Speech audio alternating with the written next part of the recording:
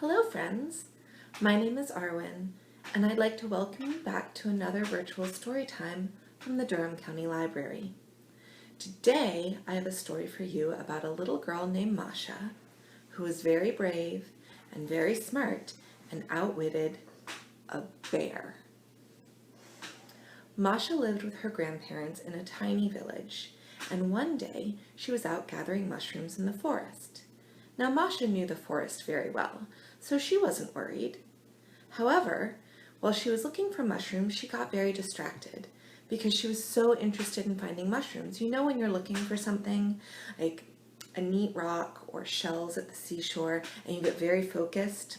That's how focused Masha was on finding mushrooms, because the mushrooms made every meal that she and her grandparents ate so delicious. So, Masha is very focused, and perhaps she was not paying as good attention to her surroundings as she ought to have been. And because of that, she stepped into a net, and the net was pulled up quickly, and then she was trapped. Now, who is trapping little girls who are searching for mushrooms in the woods? The answer is a bear. It was a big grizzly bear who wanted to have a little girl to cook and clean for him. So the bear took Masha in the net back to his house in the woods, which was actually a cave, because bears like to live in caves and are not very good at building houses.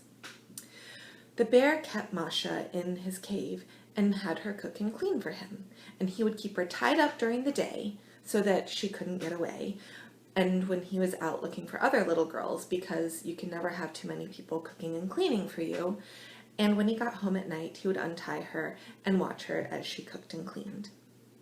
However, Masha was very smart, and she knew that the bear, although he was big and could capture little girls, was not as smart as she was. So one day she told the bear, "I would be happy to stay with you, and you won't have to tie me up, but I have one thing to ask you to do for me before I do that." And the bear said, "Okay, I'd like to not have to tie you up. You can get more work done."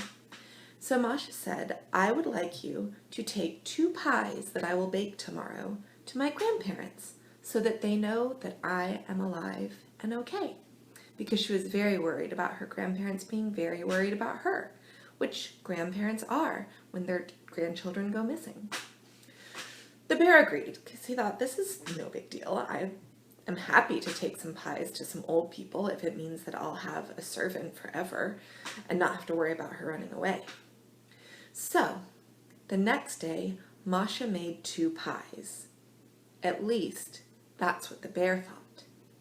In reality, Masha made 1 pie, a delicious berry pie, and made a pie crust that was empty.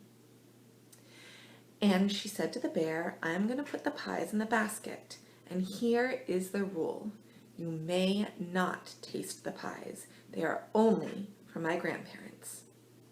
The bear said, "Okay," even though he thought the berry pie smelled very, very good. He didn't know what the other one smelled like. He wasn't quite sure, but he was sure that it was very good as well. So Masha put the pies in a basket for the bear. And in the pie crust that was empty, Masha curled up and pulled the top of the pie crust over her so that the bear could not see her. Now, the bear took the basket and started along the way to Masha's grandparents. And as he was walking, the bear thought to himself and said out loud, because when one is walking by oneself and thinking, one often speaks out loud to oneself. Don't you? I do. So the bear said to himself, "That pie smells so good, I might have to eat these pies.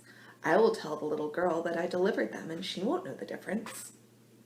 Masha had to think quickly, and so what she said was, "Bear, bear, I can hear you. No matter how far you go, I will be able to hear you, and I know that you are trying to eat the pies. I'm watching you, and you better take them to my grandparents." Well, the bear was very surprised.